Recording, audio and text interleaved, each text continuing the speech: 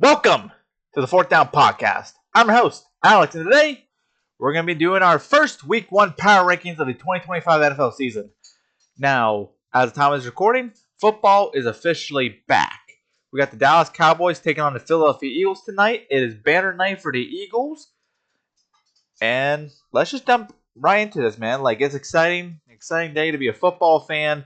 I know it's been a long 6-7 months without the NFL. College came back last week. So let's get started, man. At number 10, and this is my opinions only, so everybody has their own opinion when it comes to these stuff. There's millions of power ranking videos. And honestly, some of these are very hard to judge which teams put ahead. But I feel like I made the best list I can. Let's just break it down for you. Real quick. Number 10, I got the Minnesota Vikings. Listen, the Vikings' disrespect is a little bit crazy. They are a 14-win team from last year. And sure, they lost Sam Darnold, which honestly isn't a huge loss. I think J.J. McCarthy can be that proven guy, second-year quarterback. Had knee surgery that kept him out for the 2024 season, but they still have some weapons around him. Jordan Addison suspended 3 games, but you got Justin Jefferson, you got Aaron Jones, Hawkinson's still there, and you still got their defense a little bit. Sure, they trade away Harrison Phillips, but they still got some talent. And I personally think the Minnesota Vikings are still going to be a good team. They're not what they used to be, but I think they're going to be around the 10-9 win mark. So number 10, Minnesota Vikings. Number 9, I got the Cincinnati Bengals. The Bengals at 9. And you probably think to yourself, well, they missed the playoffs. Yeah, I know. But they obtained Jamar Chase, T. Higgins, and Trey Hendrickson. Sure, defense isn't going to be the best still, but I think with Joe Burrow in that offense, it's the Bengals. Before that, and before Burrow was hurt, they made it to back-to-back AFC title games, and they were on pace to probably make another deep playoff run in 2023 before he was hurt. I just like what Cincinnati was doing, and I personally think the Bengals will be a good team to win a good couple games. Excuse me. Number 8, I got the Tampa Bay Buccaneers. Won the NFC South last couple years. Got upset by the Washington Commanders in the postseason. But I do like what the offense has been doing with Baker Mayfield, Ibuka, Mike Evans. Chris Godwin coming back from injury. So we'll see. Bucky Irvin and Kate Otten. Man, that whole crew is going to be insane. Losing Liam Cohen is going to be a huge loss. But still the Buccaneers, and plus you're in a weak NFC South, so that helps out a lot. So, tying everything together, it could still be a good season for the Buccaneers. Like I said, it all depends on how they are with their new offensive coordinator, and to see if Baker Mayfield can still shine. Now, top 6. A little bit of recap before we continue. Vikings 10, Bengals 9, Buccaneers 8. I said top 6. Top 7, my bad. Listen, we make mistakes. So top 7. Number 7, I got the Washington Commanders. Now, let me clarify. The Washington Commanders are still going to be a good football team. I know a lot of people have issues with the Commanders heading into the season. I know there are some people that think they're not going to be as good as they were last year, which I tend to agree a little bit. But they're still the Commanders. They still got Jane Daniels. Terry McLaurin got re-signed. They lost Brian Robinson. He was a good player. Not really a huge loss for them. They still got Eckler and they got the Hill guy. But I think the Commanders are going to be great. They still got a very decently good defense. So we'll see what happens with the Commanders. If Jane Daniels can produce that second year and avoid a sophomore slump, I think Jane Daniels is going to be a really good quarterback. I think he already is a good quarterback, but if he can take his game to the next step, as I say, I got to watch these year 2, the sophomore slumps. But Commanders number 7. Number 6, I got the Green Bay Packers. After trading for Micah Parsons, their defense tends to revamp. They did lose Jair Alexander, so the cornerback situation is going to be a little messy with Keyshawn Nixon and Nate Hobbs, but the edge rushing for the Packers got so much better with acquiring Micah Parsons. And like I said, the biggest thing is going to be is open up Rashawn Gary. And then you got the offensive side of the ball. You got Jordan Love, Josh Jacobs, Matthew Golden, and all them receivers, which aren't really a true wide receiver one outside of Golden and possibly Romeo Doubs. But it makes up for a pretty dangerous offense. And Tucker Kraft, too, is going to emerge as hopefully a top 10 tight end for the Packers. So Green Bay, number 6. Top 5. Number 5, got the Detroit Lions. Listen, for some reason, sensing a lot of people picking the Lions to miss the postseason, I think that's a little bit insane. Like, people are really going to believe that the Detroit Lions are going to miss the postseason because they lost 2 coordinators.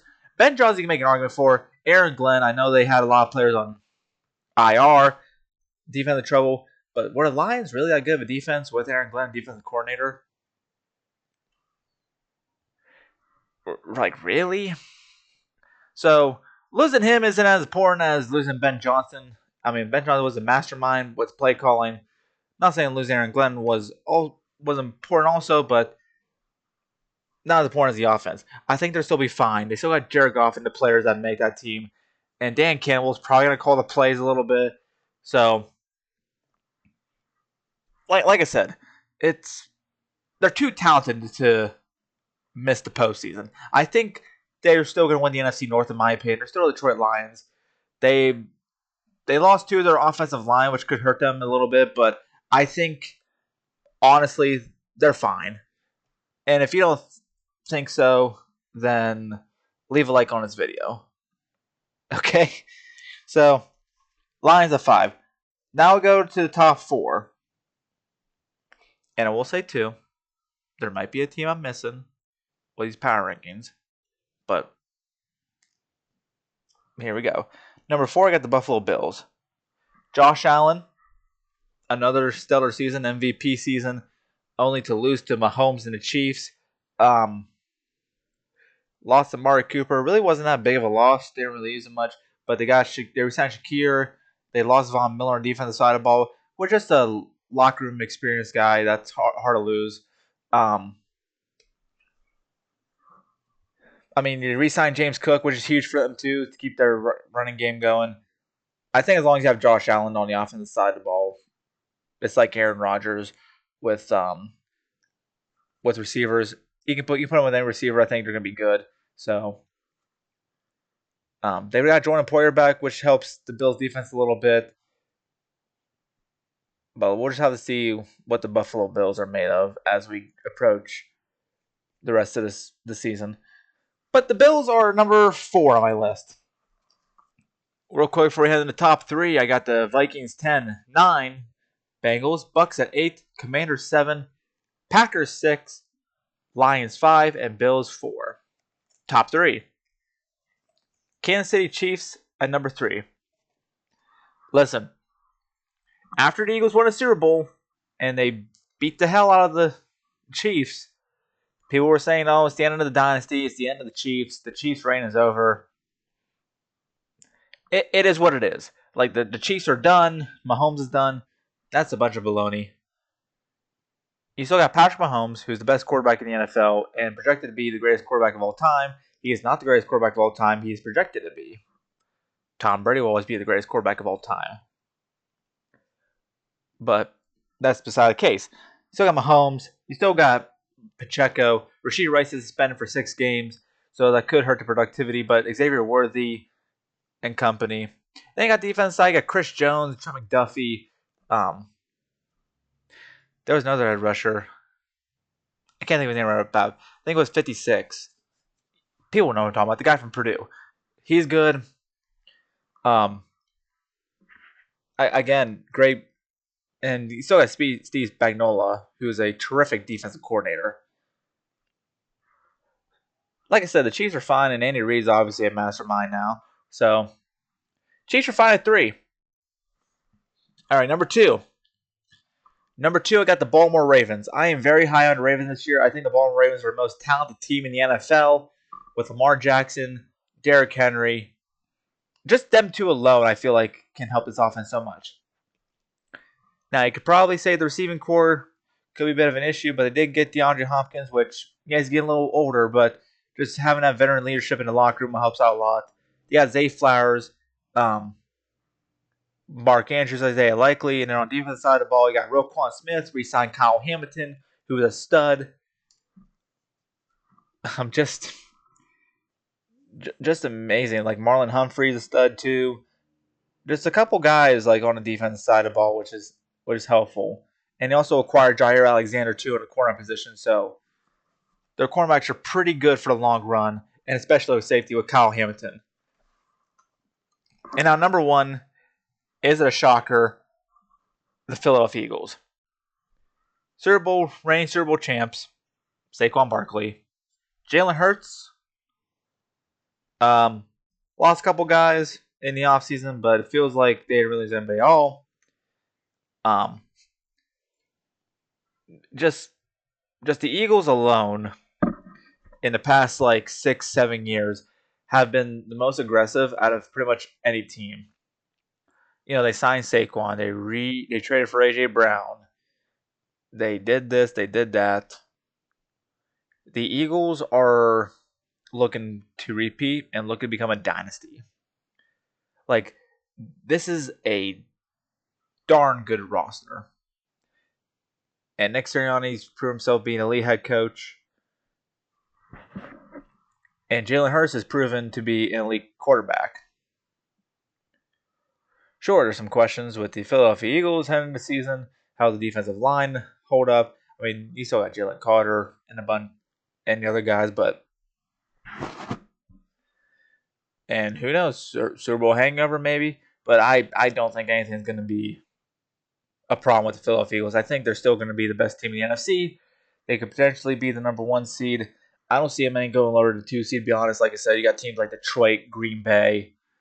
Those are the 2 teams I think in the NFC that could compete with them. But that's pretty much it for this episode. Real quick recap.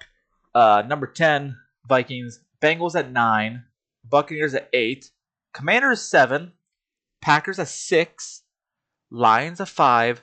Bills 4. Chiefs 3. Ravens 2. And 1 Eagles.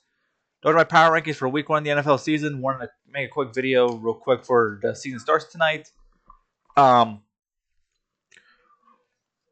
be any content over the weekend. We'll be back on Monday for recaps of week 1's games. And could be a preview of Monday night's game between the Bears and the Vikings. And again, please, if you like the video, please like and subscribe to us on the Fourth Down on YouTube. Please follow us on TikTok, Instagram, and X at the Fourth Down.